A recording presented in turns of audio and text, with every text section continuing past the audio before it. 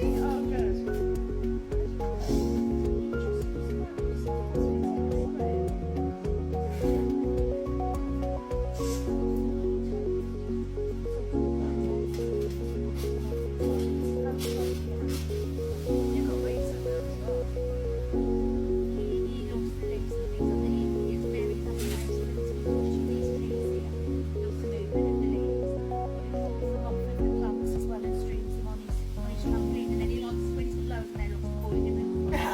Yeah, that would be fun. Hi everybody, I'm here talking to Charlotte, Tobie's mum. Charlotte, hello. It's lovely to meet you finally.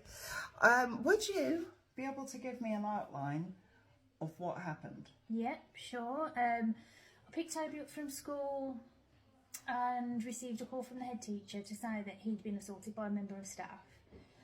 I was not allowed to know really any more than that at that point. So you don't even know whether it was sexual assault or... No, I didn't know anything. Oh, that must have been horrible. I was pretty confident that it was more of a physical assault, but yeah, his head teacher told me basically that the member of staff had been removed from the premises and that it was all CCTV being downloaded and it was all going forward into a Lido meeting, which is where all the professionals get together and decide whether it can be prosecuted. So I already knew it was serious, but knowing it's serious and not knowing what had actually happened is horrible. Nerve-wracking. It's horrible. It's horrible for Tobie as well, really, to be honest, because I feel like he deserved for me to know what happened. Because he's non-speaking, isn't he? Yeah, he can just say our names, but his understanding's far more than. Oh, definitely. People are always really surprised when they meet him. Does he use any method of communication? Yeah, he will choose things he wants to eat on an iPad, or like activities like bubbles and like motivating things on an iPad.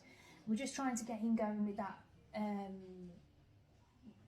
Most motivating items at the moment, but I would like to think in the future he might be able to actually say like I've got a tummy ache or whatever. Are they items that he wants to motivate him to? They are at the minute, yeah, but I think he's really good with that now. He knows when he touches the tile, that's what he's going to get, and he knows he's making a choice. And he'll do it for like again as well, so we blow some more bubbles and touch it for again. So yeah, we are moving forwards with it. Pecs never worked for him. No. So hopefully they're not instant enough, are they? No.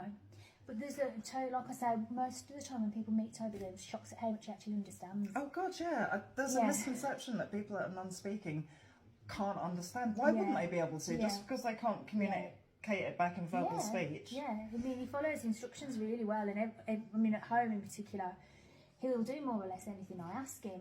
He completely understands, but unfortunately, all he can really say is our names. Yeah. So from the footage that we've seen, even though it's grainy, you can see that he's being punched, pushed, kneed, kicked. Yeah. And that went on for 20 minutes. I think it was 19 minutes. 19 minutes.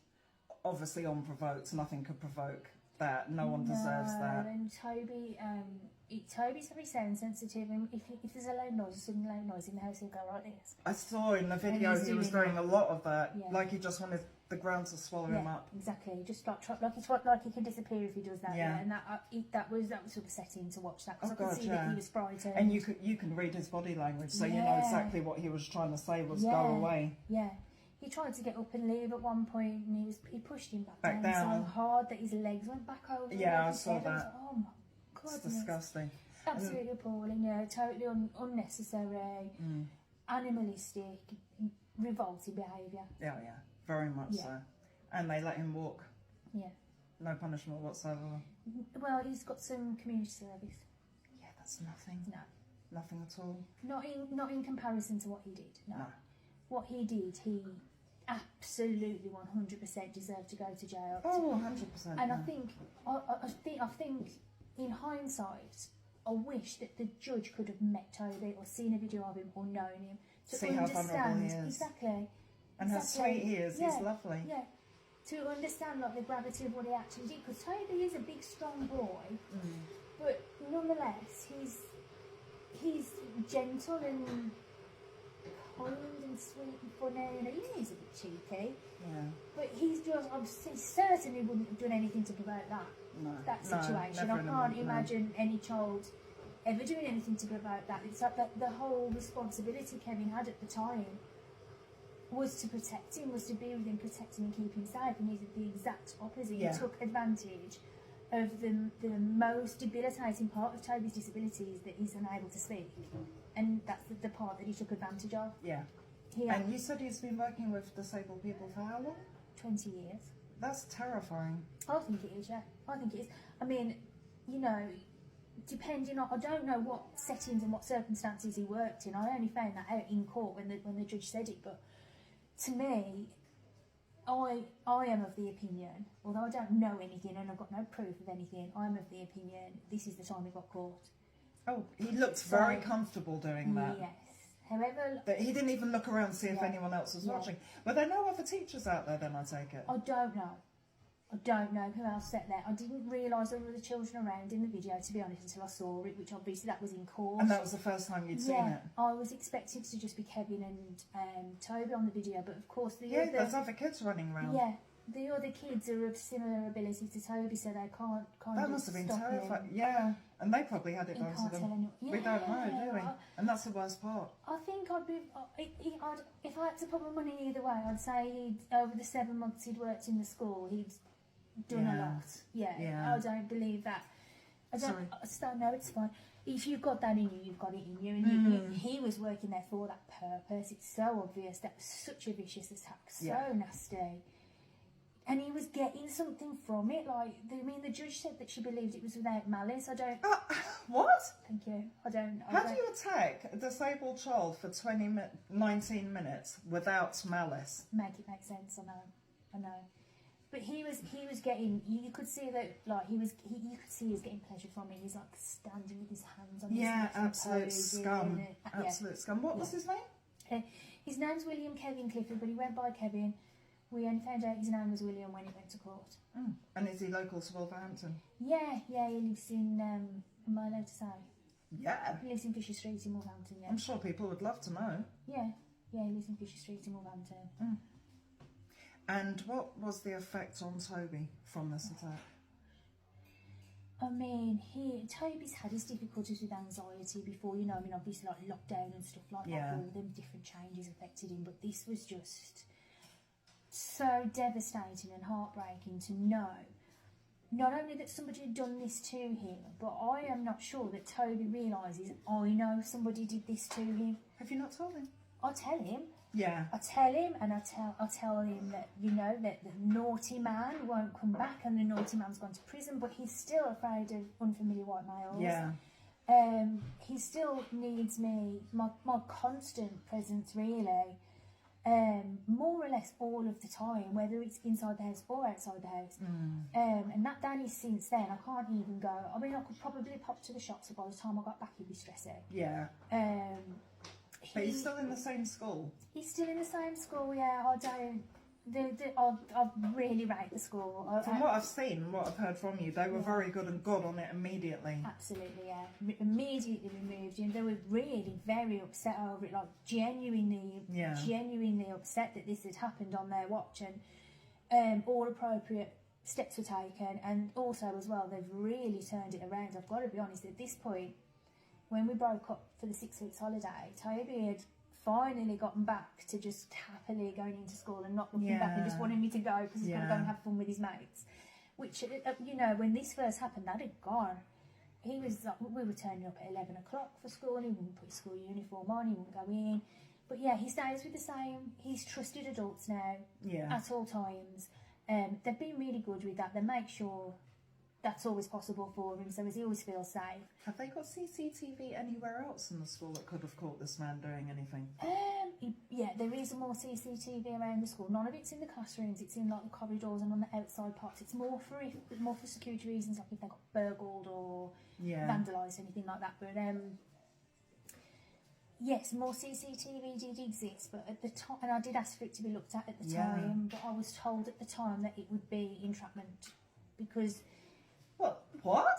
Yeah. Why? Because what happened with Tobie, he was caught in the act. But if they went back over and saw him doing it to someone else, surely that's proof that he's done it to someone else. That's Exactly. not trapping him. That's not... I think, do you know what, Emma? I think the law there, or the rules there, or whatever they were following, would apply more to a neurotypical community, because Very much so. in those circumstances, if your child's in a neurotypical school and at age 11, you can say, was this person ever near you? They knew your child, I've told you something already. You can find out other ways. Yeah. The only way to know if he did anything else in that school would have been to go back through the CCTV. Exactly, and you would think that they'd want to know. Yeah, but they said, like, if you go in and looking for things that he's done is not appropriate. That's ridiculous. I've never heard such shit. Sorry. I've never heard such... I wasn't happy. Terrible. I wasn't happy about it at the time. I know a lot of the other parents at school aren't happy about it. Yeah, You know, yeah. I would be exactly the same as them. I understand it. Like, I had to keep it quiet for a year. That must have been so hard. Very difficult, yeah, because the people at the school, my friends, these are like my autism family. They're the people who know what my life's like, what Tobie's like, how things really affect you when you've got an autistic child. Exactly, where you'd have to explain to somebody who had neurotypical children more like the complexities of it. They just get you straight away. Yeah. But I wasn't allowed to tell anyone, because if it blew up and went. And he got attacked, public, which wouldn't have been a bad thing, but... Well, yeah, he wouldn't have been prosecuted. Yeah. So I had to keep it quiet for most of 2023. I think it was the end of 2023. I was allowed to finally tell people. It was, and there was a guilt there as well, because I knew the other parents would be concerned that something had happened to their children, and the ones who don't directly know me, I think it's worse for them. Or don't speak to me directly, because they have heard that this monster's been in the school and he's done this terrible thing, but they're not hearing from me that Tobie's been at the school for 6 years, nothing like this has ever happened before. I trust them. Yeah. I've sent him back. He was removed immediately from the school. They're just hearing that this horrible case of abuse has gone in the school that their child attends. Yeah. It's caused a lot of stress and worry for a lot of other people as well. You know, I almost feel fortunate that at least I know what happened to my son. Yeah. Because I could have got to this point in time. And Kevin never could still be known. working there, and I still didn't know. Very true. Yeah. What is it that you want?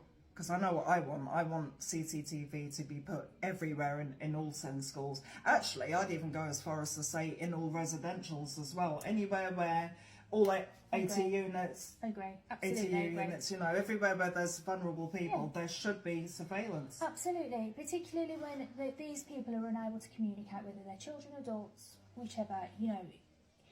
When I hand Tobie over to somebody and put him into their care, they know he can't tell me what happened while I was gone. I have to believe that he's safe with them. Yeah. And if in this instance he wasn't, the predator worked his way through an excellent system and gained access to vulnerable children. And because that's kind of my whole point, really, because many of the other children in the school cannot communicate what happened, may or may not have happened to them. Yeah. They deserve for somebody to sit down, go through that footage and find out. And that's why, I think it should be in every classroom, every corridor, every area of the school.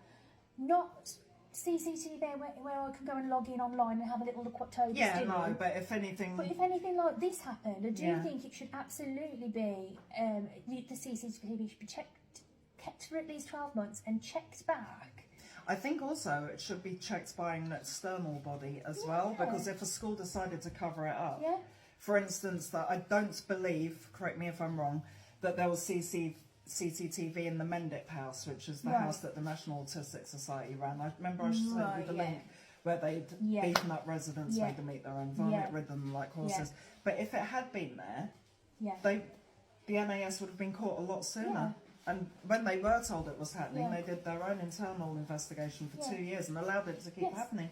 But also as a deterrent. Yes. For some people, they'd stop doing it because Kevin definitely didn't want to get caught. He didn't want people knowing what he'd done. He certainly didn't want that video releasing of what he actually did to Tobie and how disgusting it was, and all his friends and family knowing. Yeah. You know, for some people it would be a deterrent, and for others it would at least be some sort of protection for the other vulnerable people within that setting. Yeah. To have their justice. Yeah. If it's there's a cause for it, there's something else there, because they can't tell you. No. They deserve that level of protection. They're the most vulnerable people in our society. And, you know, I don't accept the excuse it's too expensive. No expense can be spared. When we talk of the most vulnerable in society, no expense can be spared. And also, I don't buy that it's rare. No, God, I don't buy it's rare either. How possibly know that? Yeah. And even when a pupil does go and say, you know, something's happened, they're not always believed. Whereas at least if it was on CCTV, exactly, they could say check the CCTV exactly, in their own way if they were able to. Exactly. Or if they managed to communicate it when they got home, if it's not residential. Yeah. It's terrifying. But I mean, incidents like this are rare because they don't usually get caught on CCTV because there is no CCTV. Yeah. People who have got whatever is wrong with them in their mind to make them want to go and abuse children will seek them out, and they will seek, and of course they'll seek out the more vulnerable who can't tell on them. That's really obvious. It's a power thing. Very sad fact, but it's all about true, power. Yeah. I'm a child sex abuse survivor, so it is. When I saw this, it got me, and I thought, right, I need to help. Thank you. That's I'm really grateful for all of your help, because to be honest with you, at the time when you messaged me, came into and started to is it your sister friend? That messaged me and said, look at this. Tobie calls her auntie, but she's my friend, and she said it's all going to blow up on Monday. This is coming out. Yeah. You know, and then I was still struggling with my dad's death and stuff at the time, and I knew I want to fight for Tobie. It's just so much, isn't it? It helps if someone can step in and say, look, I'll put this in writing. Oh, you've been and when you're ready, taken so much pressure off me and been so like. And then you see the signatures coming on the petition, and you're like, yeah, no, do you know what? We can fight this. Oh God, we can. People are on Tobie's side. Yeah, of course. I've had so many people, like, because there's so many horrible people in the world, many really awful people in the world, and then I had 2 people I went to school with offer to help me, where they've got trades, and they offered to help me with his sensory room that needs redoing because my dad's gone now. And I haven't seen them since I was at school. They didn't have to offer me anything. They're just kind people. Yeah. The gentleman who bought Tobie the toys. I know. Just somebody donated £500 to his GoFundMe. He doesn't know me. He's just sorry for what happened to Tobie. Yeah. There are good people out there. Lovely. And I really needed reminding of that. I really did. Definitely. Yeah. Well, so hopefully this video, sign it, share it everywhere. All right. Thank you. Bye.